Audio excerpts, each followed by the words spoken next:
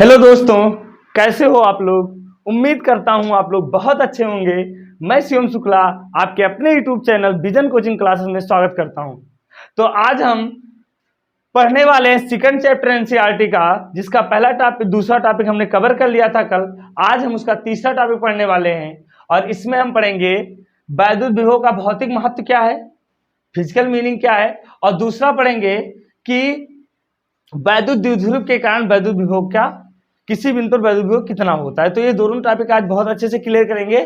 तो चलो आइए देखते हैं। यहाँ पर पहला तो हम यहाँ पर ये लगाएंगे कि आवेशों का अगर सतत वितरण हो, यानी आवेश किसी सरफेस पे वितरित हो, कहीं पर स्पेस ना हो। सतत का मतलब क्या हुआ, इस पॉइंट के किसी भी जगह पर थोड़ा भी जगह खाली, यानी सभी जगह आवेश वितरित हो।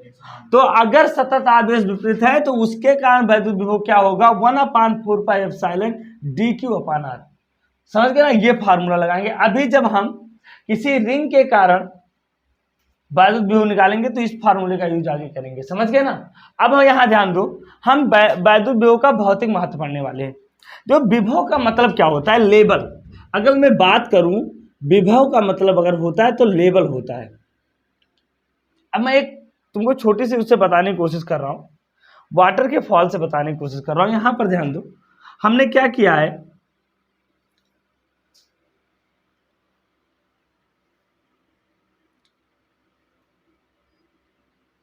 यहां पर मैंने वाटर यहां तक भर दिया है। ध्यान देना, अब आपको भी पता चल जाएगा फिजिकल मीनिंग क्या है वैद्युत विभव का। और इसमें वाटर है 3 लीटर, मान लो 3 लीटर है। और यहां पर मैंने भरा है, इसमें 8 लीटर है। अब बता दो, अगर मैं इसको कनेक्ट कर दूं तो क्या होगा।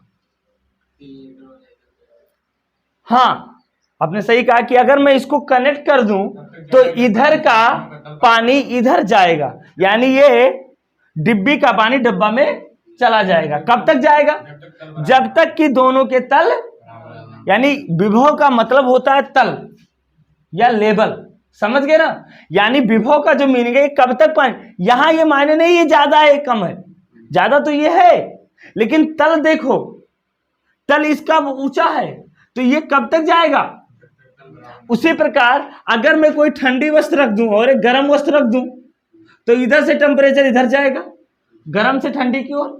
कब तक जाएगा, जब तक कि दोनों के तापमान। तो ये दो टॉपिक आपको। उसी प्रकार अगर दो चालक हैं तो आवेशों का प्रवाह किधर से किधर होगा, आवेशों का प्रवाह उच्च विभव से निम्न विभव की होगा। जैसे पानी ऊपर से नीचे की ओर आता है, तापमान उच्च तापमान से निम्न तापमान की तरफ जाता है, उसी प्रकार आवेशों का प्रवाह उच्च विभव से निम्न विभव की ओर होता है। ये बात आपको ध्यान समझ में आ गया ना।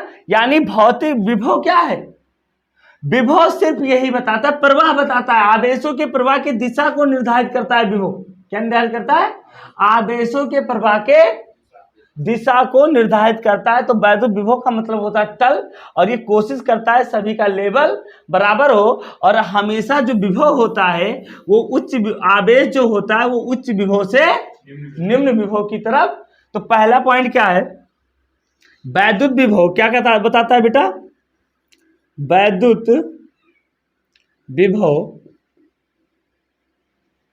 आवेशों के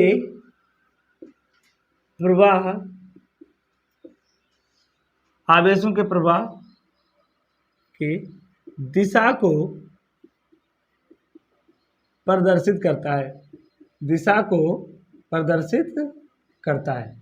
पहली बात तो ये हुई कि वैद्युत विभव का फिजिकल मीनिंग। दूसरी बात क्या है, वैद्युत विभव क्या होता है बेटा, हमेशा आवेशों का प्रवाह कहां की ओर होता है, आवेशों का प्रवाह उच्च विभव से निम्न विभव की ओर, उच्च विभव से निम्न विभव की ओर क्या होता है बेटा, आवेशों का प्रभाव उच्च विभव से निम्न विभव की ओर होता है, की ओर होता है। समझ गए ना। एक बात और है, वैद्युत क्षेत्र की दिशा में जाने पर विद्युत विभव का मान घटता है। ये बहुत इंपॉर्टेंट पॉइंट है। यानी जब तुम वैद्युत क्षेत्र की दिशा में जाओगी, यानी दूरी बढ़ेगी, तो वैद्युत क्षेत्र की दिशा में चलने पर आपके दूरी बढ़ने से क्या होता है, वैद्युत विभव का मान घटता है, क्योंकि बी प्रपोर्शनल होता है 1/r। तो ये बात आपको ध्यान देना, ये बहुत इंपॉर्टेंट पॉइंट है, क्योंकि वैद्युत क्षेत्र की दिशा में जाए, ये सब कंपैरेटिव पॉइंट है और बहुत ही लॉजिकल है। वैद्युत क्षेत्र की दिशा में, दिशा की ओर जाने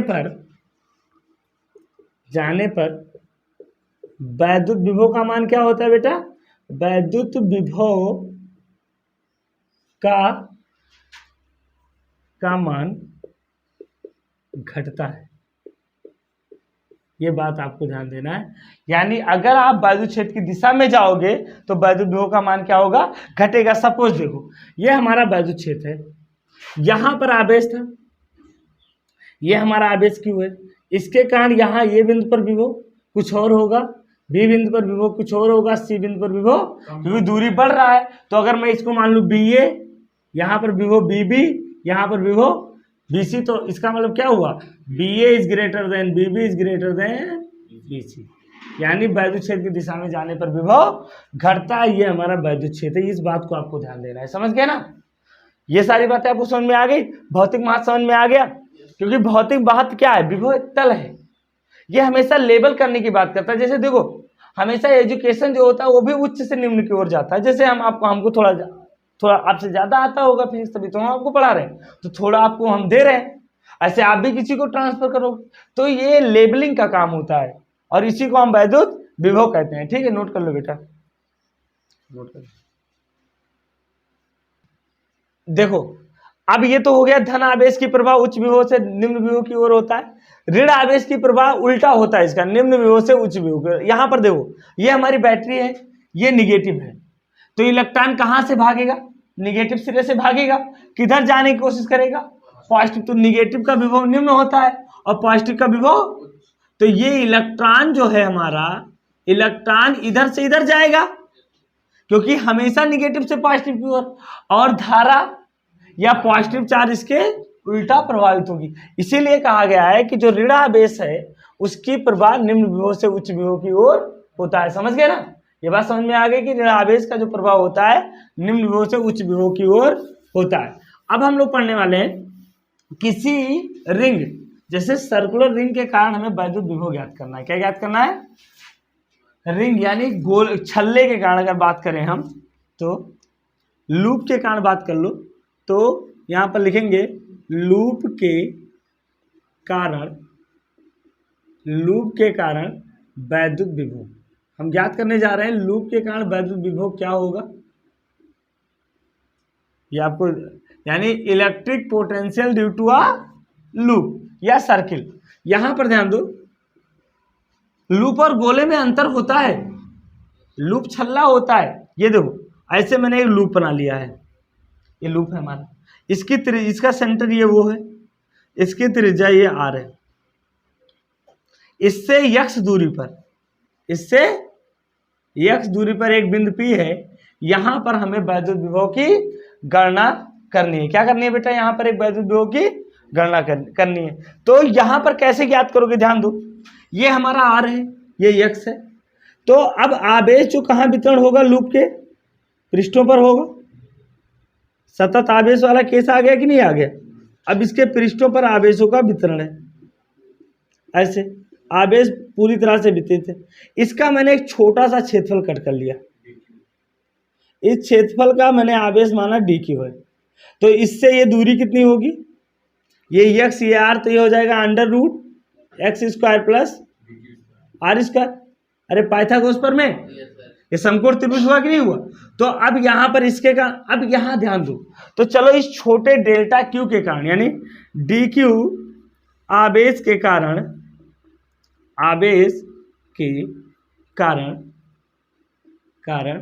बिंदु P पर बिंदु P पर विभव कितना होगा, dq आवेश के कारण बिंदु P पर विभव छोटा सा विभव होगा, उसका मान क्या होगा dv, ये कितना होगा 1/4πε, यही तो होगा, और dq/√x² प्लस r, ये तो होगा।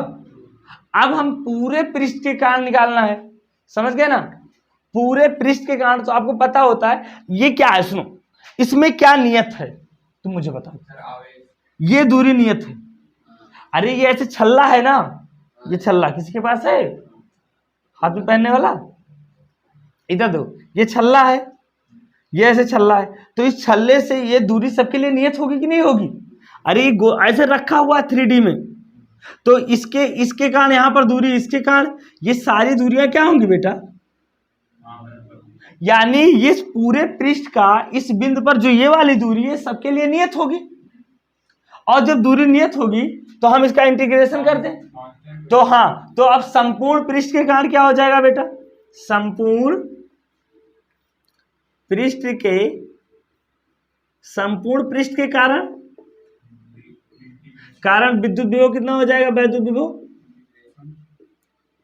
विभव संपूर्ण पृष्ठ के कारण वैद्युत विभव B बराबर हो जाएगा इंटीग्रेशन डेल्टा B, और यहां पर रखो वैल्यू, तो इंटीग्रेशन 1/4πε dq/√x² प्लस r², तो ये भी नियत है, ये भी नियत है, तो जो कांस्टेंट चीजें वो बाहर निकल आएंगी, तो B बराबर आ जाएगा 1/4πε और √x² प्लस r², और यहाँ पर इंटीग्रेशन क्या आ जाएगा dq, और dq का मान क्या होगा, q होगा, dq बराबर क्या होगा, q होगा, तो यहाँ से B बराबर लिख सकते हैं 1/4πε q बटा √r², सॉरी कैपिटल R² और प्लस x², समझ गए ना।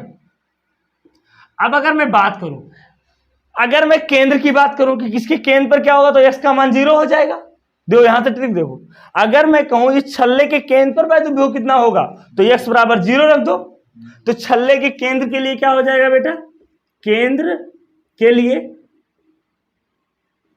x का मान क्या हो जाएगा 0, और x का मान 0 रखेंगे तो B बराबर कितना आ जाएगा, हाँ q का है 0 होगा, अरे q तो पृष्ठ पर है भैया, सुनो मैंने कहा है इस आवेश के कारण यहां ज्ञात कर रहे थे, अब इसी आवेश के कारण इसके केंद्र पर ज्ञात कर रहे हैं, तो केंद्र के लिए x का मान 0, और x का मान 0 तो वही आ गया कि नहीं गया, r दूरी, समझ गए ना, तो ये केंद्र के लिए होगा, और ये क्या होगा इस छल्ले से कहीं पर की दूरी के लिए, x क्या है, r इसकी त्रिज्या है, x वो दूरी है जहां पर हमें वैद्युत विभव ज्ञात करनी है, समझ गए ना, तो इसको नोट करो आप लोग।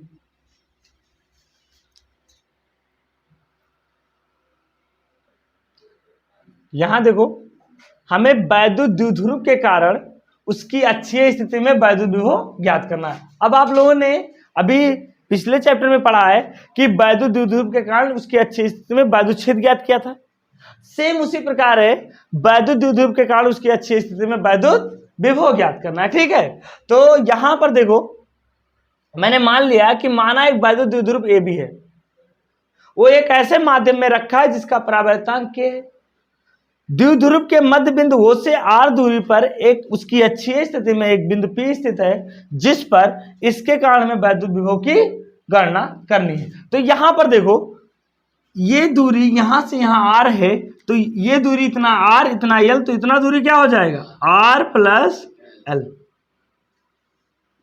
ये दूरी r इतना l, तो इतना दूरी क्या हो जाएगा r माइनस l। अब यहां पर आप कहोगे सर इसकी दिशा बाहर क्यों नहीं, तल की कोई दिशा नहीं होती है, यानी वैद्युत विभव की कोई दिशा नहीं होती है, तो यहां पर देखो हम पहले प्लस क्यू आवेश के कारण निकाल लें और फिर माइनस क्यू आवेश के कारण, तो प्लस क्यू आवेश के कारण, प्लस क्यू आवेश के कारण बिंदु P पर वैद्युत विभव, हम सबसे पहले प्लस क्यू आवेश के कारण निकालेंगे, तो वैद्युत विभव बराबर क्या हो जाएगा बेटा, B बराबर बी ए बराबर 1/4 पाई एप्सिलॉन और यहाँ के लग जाएगा। क्यों? क्योंकि परावर्तक मैंने के माना है। और यहाँ पर क्या हो जाएगा, क्यू बटा प्लस क्यू है तो प्लस क्यू हो जाएगा आर। तो आर की दूरी कितनी है, आर प्लस, समझ गए ना। अब दूसरी बात क्या हो जाएगा, फिर हम बात करेंगे माइनस क्यू आवेश के कारण, माइनस क्यू आवेश के कारण विभव कितना होगा बेटा, विभव बीबी बराबर माइनस हो जाएगा 1/4 पाई एप्सिलॉन के Q upon R minus L का आर माइनस एल हो जाएगा। यहां आर प्लस एल हुआ और यहां क्या हुआ बेटा, आर माइनस एल हो गया। समझ के दो। अब इसमें बताओ बड़ा कौन है, पॉजिटिव वाला बड़ा होगा, हमेशा पॉजिटिव वाला बड़ा होगा। तो हम क्या करेंगे, नेट निकालना है तो दोनों को जोड़ दो। तो बिंदु P पर नेट वैद्युत विभव कितना हो जाएगा, बिंदु P पर नेट वैद्युत विभव, बिंदु P पर नेट वैद्युत विभव B बराबर कितना हो जाएगा बेटा, BA प्लस BB, जोड़ देंगे। तो यहां से BA का मान कितना दिया है, तो B बराबर हो जाएगा, BA का मान दिया है 1/4 पाई एप्सिलॉन के और ये हो जाएगा Q अपान R प्लस एल और यहाँ पर आ जाएगा माइनस 1/4 पाई एप्सिलॉन के Q बटा R माइनस एल। ठीक है, अब इसमें कॉमन कर लो। तो क्या कॉमन है बेटा, B बराबर Q बटा 4 पाई एप्सिलॉन इंटू के कॉमन है तो यहाँ 1/R प्लस एल और माइनस 1/R माइनस एल। समझ गए ना। अब यहां पर आप क्या करोगे, एलसीएम ले लो। तो एलसीएम लोगे तो क्या आ जाएगा, ठीक है इतना नोट करो पहले आप लोग, इतना नोट करो। बराबर कितना हो जाएगा, यानी ये करेंगे Q अपान 4 पाई एप्सिलॉन के और यहां पर आ जाएगा R माइनस एल और इधर क्या आ जाएगा माइनस R प्लस एल और बटा हो जाएगा R minus L into R plus L. तो ये लिखा है ए माइनस बी ए प्लस बी, तो इसको लिख सकते हैं Q बराबर 4 पाई एप्सिलॉन। अच्छा अगर यहाँ दो क्या क्या कट जाएगा, माइनस आर से माइनस आर कट जाएगा, माइनस एल कितना हो जाएगा, -2l हो जाएगा कि नहीं हो जाएगा। उसके बाद देखो यहाँ पर क्या हो जाएगा बटा R square minus L square.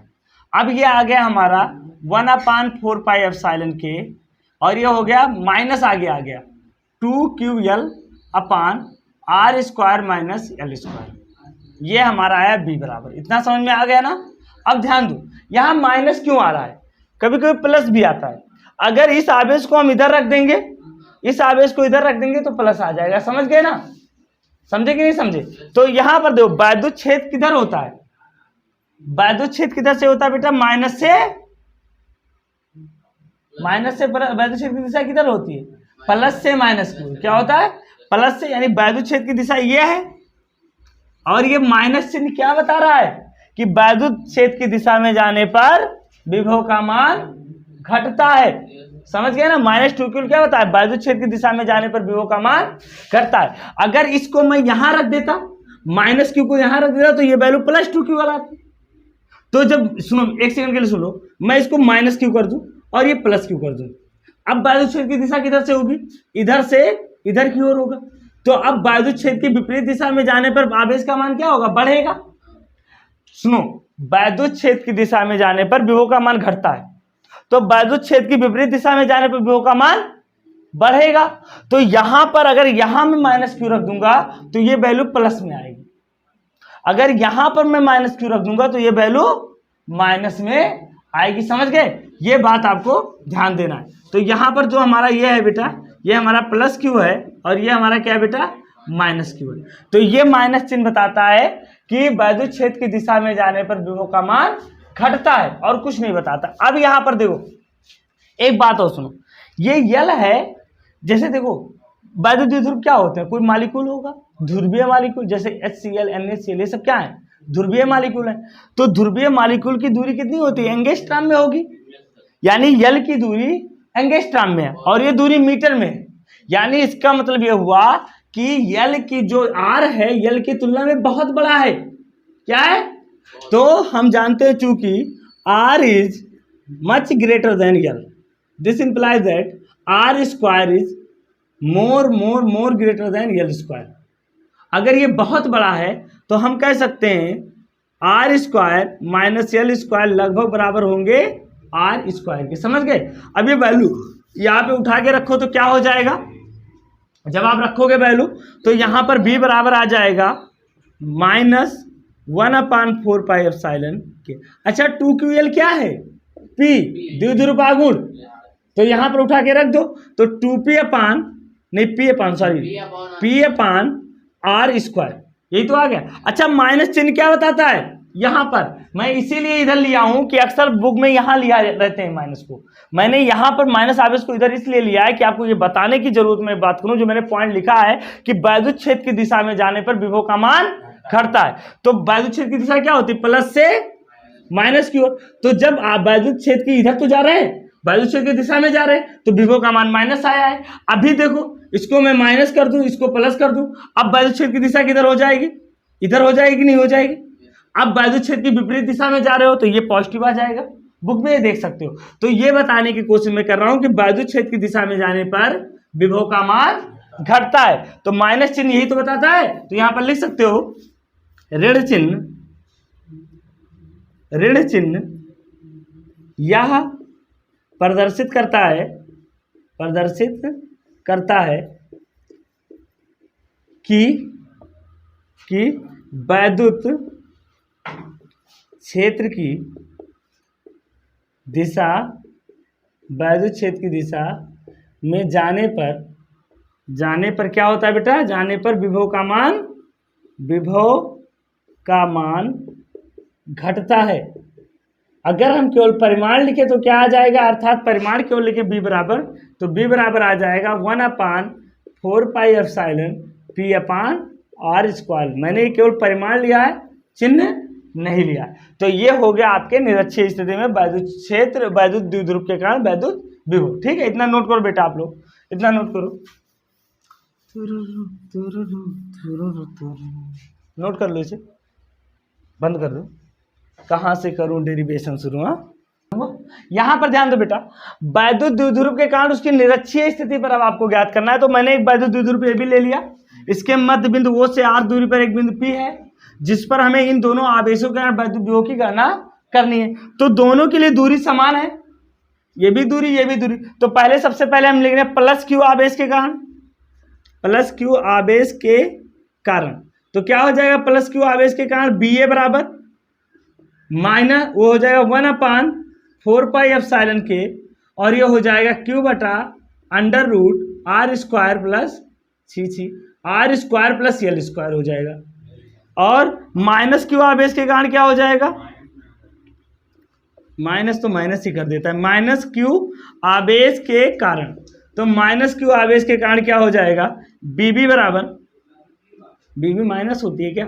BB बराबर -1/4 पाई एप्सिलॉन के Q अपान R स्क्वायर, वही हो जाएगा दूरी ना, R स्क्वायर प्लस। अब यहाँ पर देखो ये दोनों तो आपस में बराबर है, हाँ, तो नेट क्या हो जाएगा? जहां बराबर, इस बार क्या है? दोनों बराबर हैं, तो तकरार क्या होगा? रिजल्टेंट 0 आएगा। तो नेट वैद्युत विभव कितना आएगा? नेट वैद्युत विभव B बराबर आ जाएगा BA प्लस BB। तो BA कितना है? वही है सेम 1/4 पाई एप्सिलॉन के Q अपान R √R square plus L square, और -1/4 पाई एप्सिलॉन के Q R square plus L square √ हो जाएगा। अब ये दोनों बराबर है तो क्या हो जाएगा? नेट। तो नेट B बराबर क्या हो जाएगा? B net 0। तो याद रखना। अच्छा ऐसा क्यों हुआ? क्योंकि वैद्युत विभव का अपना दिशा नहीं होता है, तो वो केवल अक्ष पर ही लगेगा। याद रखना, मैं बार बार कहता हूं कि जब भी अब सवाल लगाएंगे हम लोग, तो वैद्युत विभव के अक्ष में ही वैद्युत विभव 0 होगा, चाहे इधर हो चाहे इधर हो चाहे इधर हो। कभी ऊपर और नीचे वैद्युत विभव का मान 0 नहीं हो सकता है। उम्मीद करता हूं आप लोगों को ये वीडियो बहुत अच्छा लगा होगा। Best of luck.